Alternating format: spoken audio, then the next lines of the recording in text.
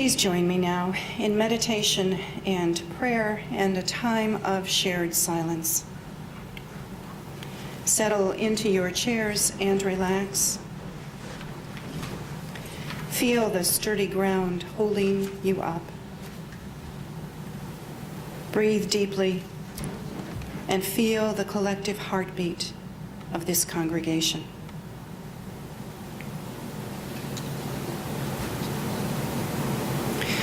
Please come home. Please come home. Find the place where your feet are rooted to the ground and follow your own path home. Please come home.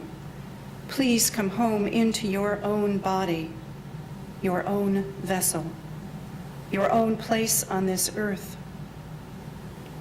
Please come home into every cell and fully into the space that surrounds you.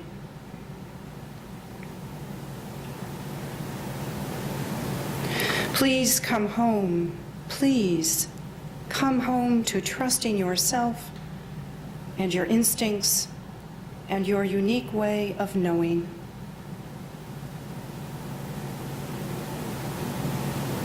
Please come home.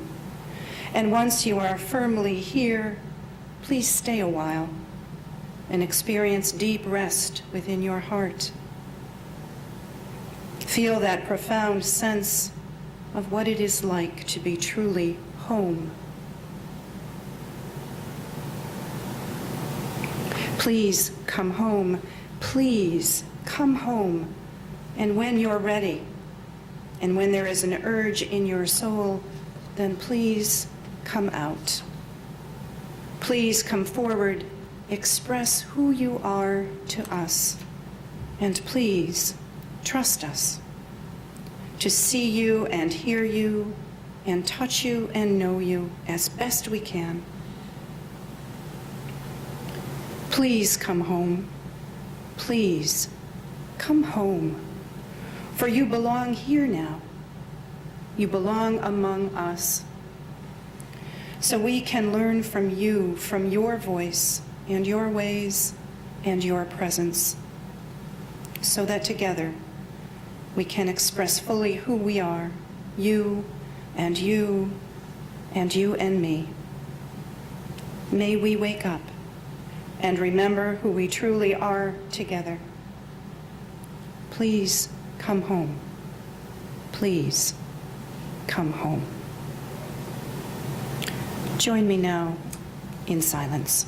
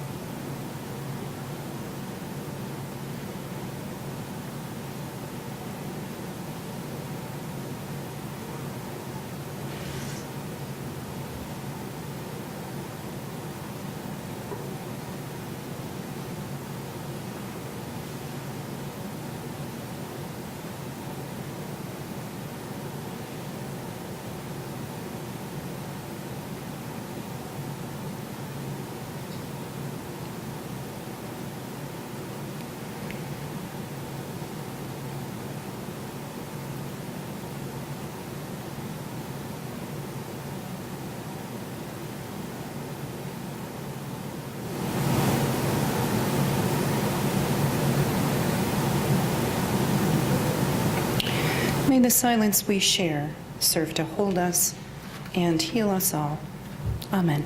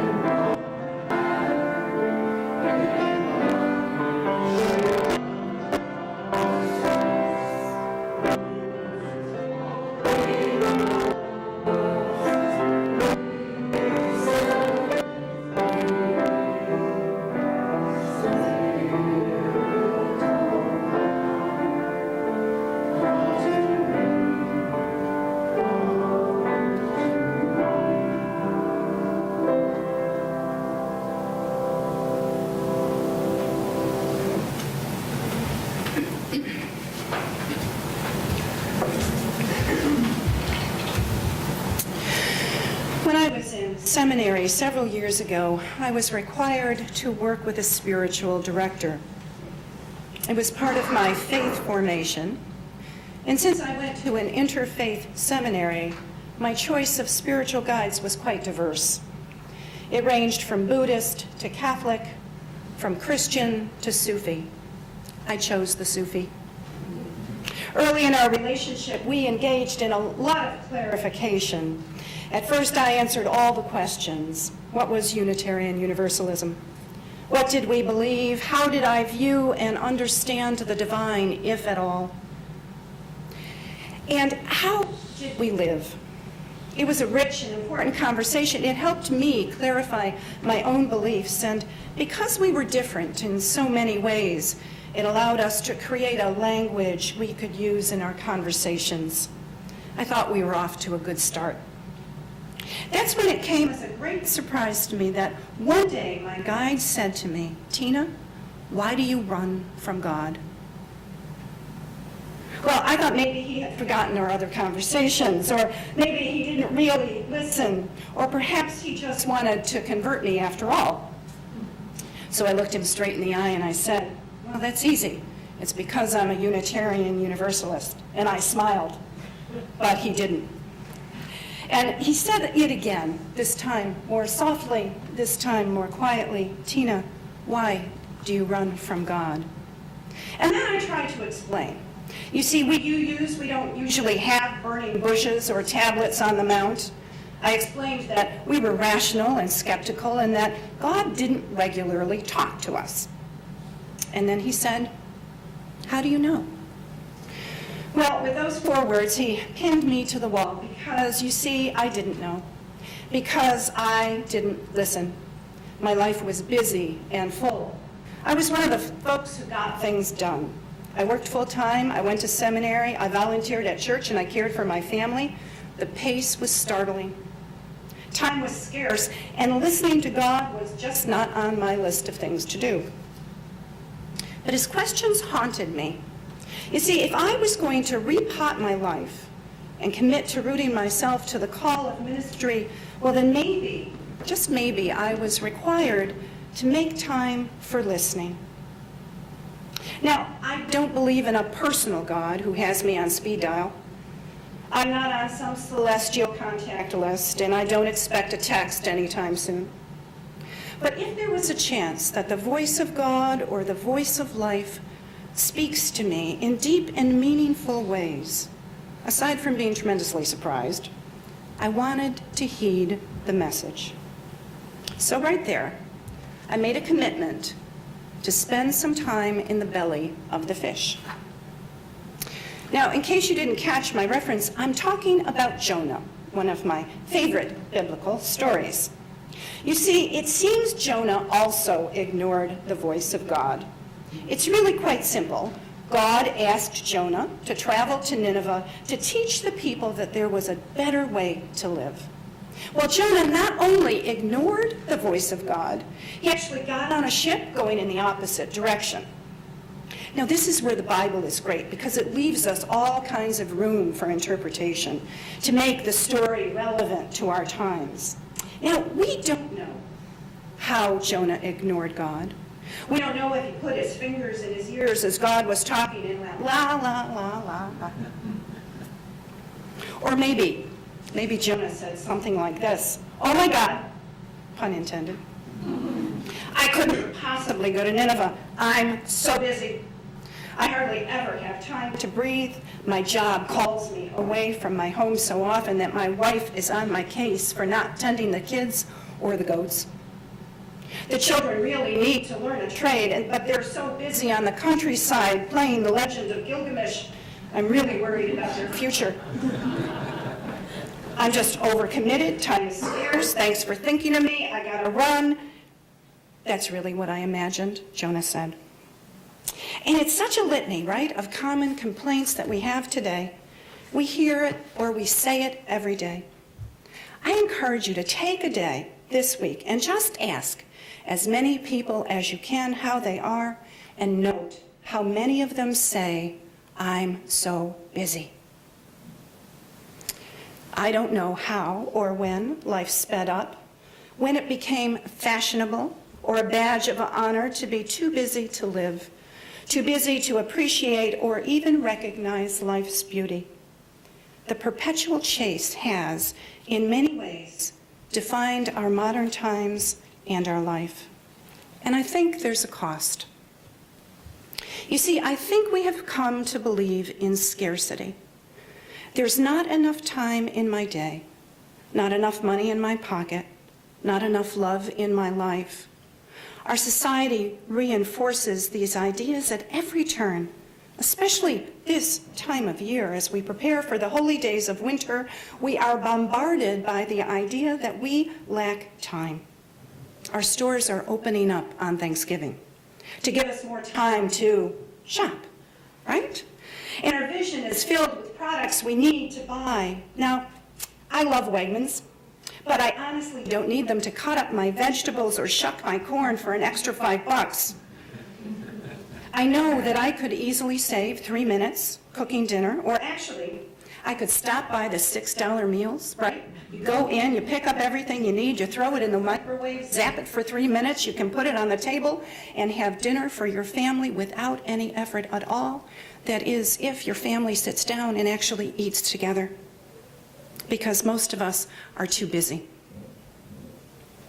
I picked up a woman's magazine the other day to do some research for this sermon, and here's a few articles I browsed. How to be fashionable for the busy woman. How to de-stress in 5 minutes or less. And if you can't do that, you can train your mind to be in the moment. And of course, this was my favorite, why it's worth it. Diamond studs really are a girl's best friend. See, the message behind all of these articles is time is scarce, and you can buy our product or follow our plan, which includes buying our product, and your life will be better, especially with diamond earrings. It's easy to slip into this pervasive mindset. The American marketplace has set us on a hamster wheel. We have fast food, convenience stores, and our reliance on technology has created an expectation of instant response, instant information at our fingertips. It's all good. It's all good. But we can Google anything, and in less than 3 seconds, we have answers. What did we do before Google? I just don't know. And if you're looking for a mate, you can also have speed dating. 5 minutes, you get to chat and get to know someone in 5 minutes, and then you move on to the next person. When we buy into this worldview and choose to root our lives on this premise of scarcity, we fall into a framework of constant striving for better, for more, for faster.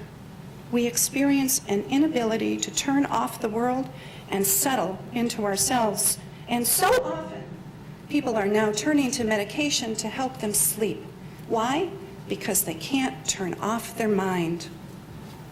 We try to buy our peace of mind. And perhaps there's something else here. Perhaps behind all the flurry of activity is a little fear that if we stop the race and truly take time to listen to the honest voice of life calling us, we will find a deep hunger for love, for personal fulfillment and satisfaction, for closeness and community. So let's go back to our story a bit. Jonah. He's on a ship, and he's frightened that he has greatly angered God by his refusal. See, Jonah believes that there's this great storm rocking the ship and putting all of the sailors in jeopardy, and that it was sent by God as a punishment to him. And he believes that if he leaps into the churning sea, the angry God will be appeased. But I'm not at all sure that God sent the storm. I think it's more likely that Jonah invented the storm. I think we invent storms all the time, storms that separate us from each other and from our truest selves. One of those storms, I think, is indeed our choice of busyness. It is fashionable and accepted to be overbooked in life, but it is also an easy place to hide. Being so busy may be an excuse not to deal with the deeper aspects of ourselves or the messy parts of our lives that need tending. So Jonah leaps into the turbulence of the sea, and in a moment of true terror at the possibility of his own death, a mammoth fish swoops him up and swallows him. And there he sits for 3 days and 3 nights. And he prays to God because he fears never being connected to life and to the divine spirit again. This is what he says.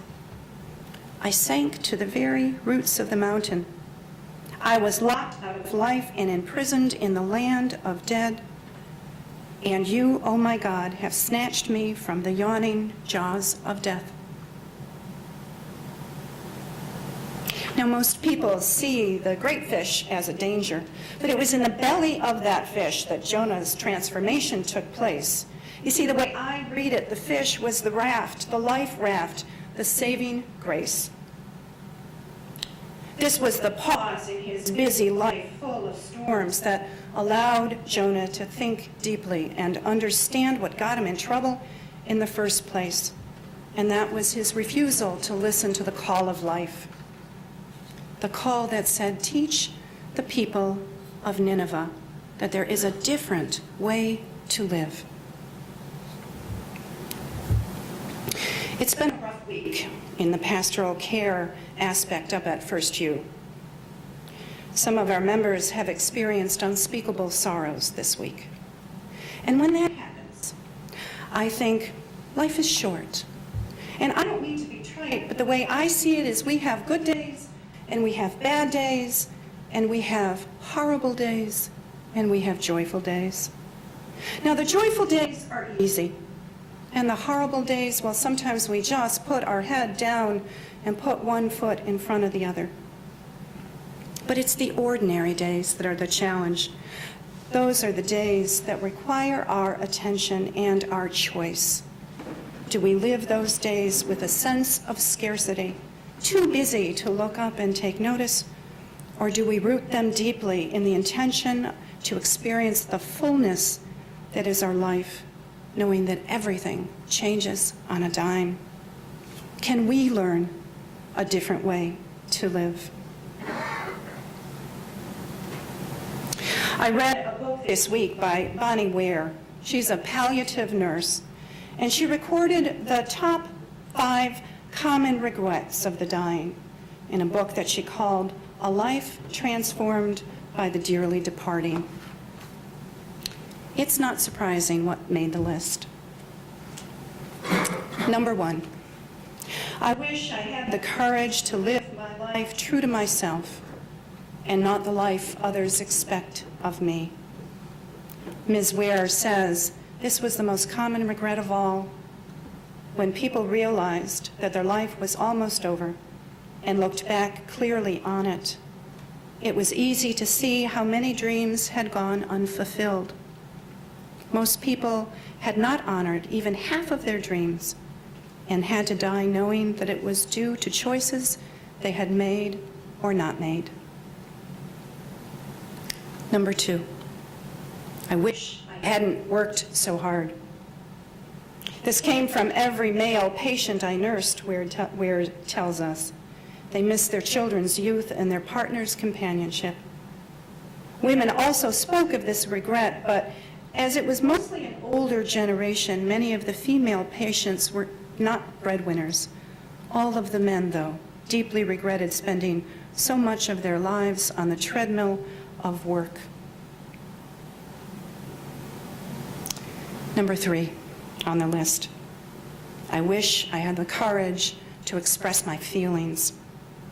Many people suppressed their feelings in order to keep peace with others. As a result, they settled for a mediocre existence and never became who they truly were capable of becoming. Many developed illnesses, she said, relating to the bitterness and resentment that they carried inside themselves. And number 4, I wish I had stayed in touch with my friends. Often they would only truly realize the full benefits of friends when they were dying, and it was not always possible to track them down. Many had become so caught up in their own lives that their friendships had slipped away over the years. There were deep regrets about not giving friendships the time and effort they deserved. And number 5, I wish I had let myself be happier. Ware says this was a surprisingly common one. Many do not realize until the end of their life that happiness is a choice. They had stayed stuck in old patterns and habits. The so-called comforts of familiarity overflowed into their emotions as well as their physical life. Fear of change had them pretending to others and to themselves that they were content, when deep within they longed to laugh properly and have silliness in their life again. Now, regret can be a powerful thing and hard, and we can get stuck in a snare, but it's important to remember that we can use the past and the experience of these dying people as a reference point to understand what adjustments we need to make moving forward. What opportunities do we have to come out of pain or sorrow or regret or judgment and simply choose to find a different way to live? Perhaps these are the things that Jonah considered in the belly of the fish. Perhaps when we slow down, these are the things that we struggle with as well. At the end of our Bible story, Jonah asked to be saved, and the Lord ordered the fish to spit Jonah on the beach, and it did. That's where we find the counterpoint to scarcity. The other half of the covenant comes into the play, the part where God promises, or life promises, that we will be saved and cared for by grace.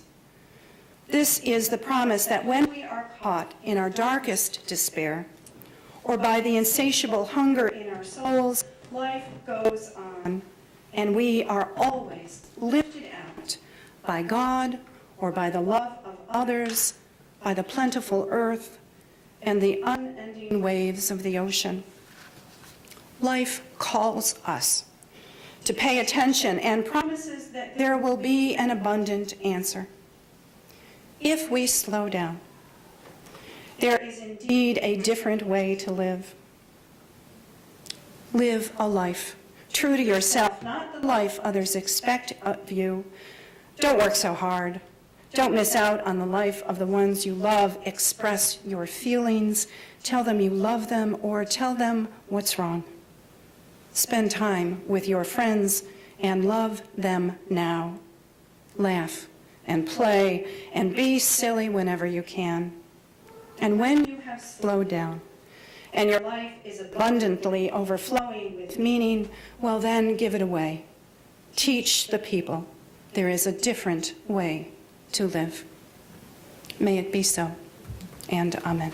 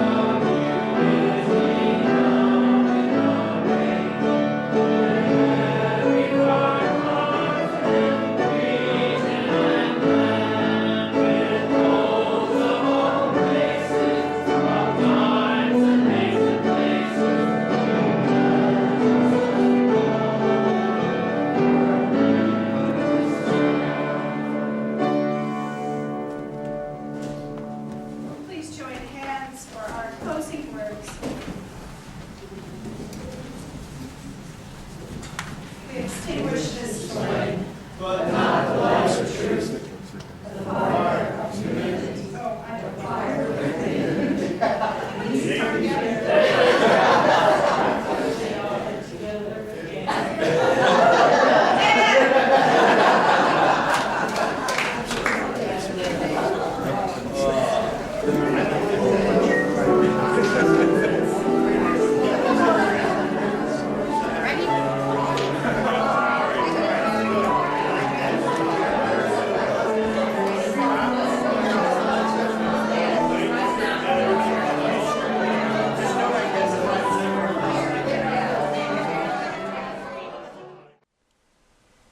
Join us for worship every Sunday at 10 a.m. at the Unitarian Universalist Church of Canandaigua, a welcoming congregation. We are located at 3024 Cooley Road, 4 miles west of South Main Street, Canandaigua, just north of the intersection with Routes 5 and 20. Look for the blue signs just before the turn. Your comments about this program or questions about the church are welcome at 585-396-1370 or at our website, www.canandaiguauu.org. Producer and editor, Daniel Brigham.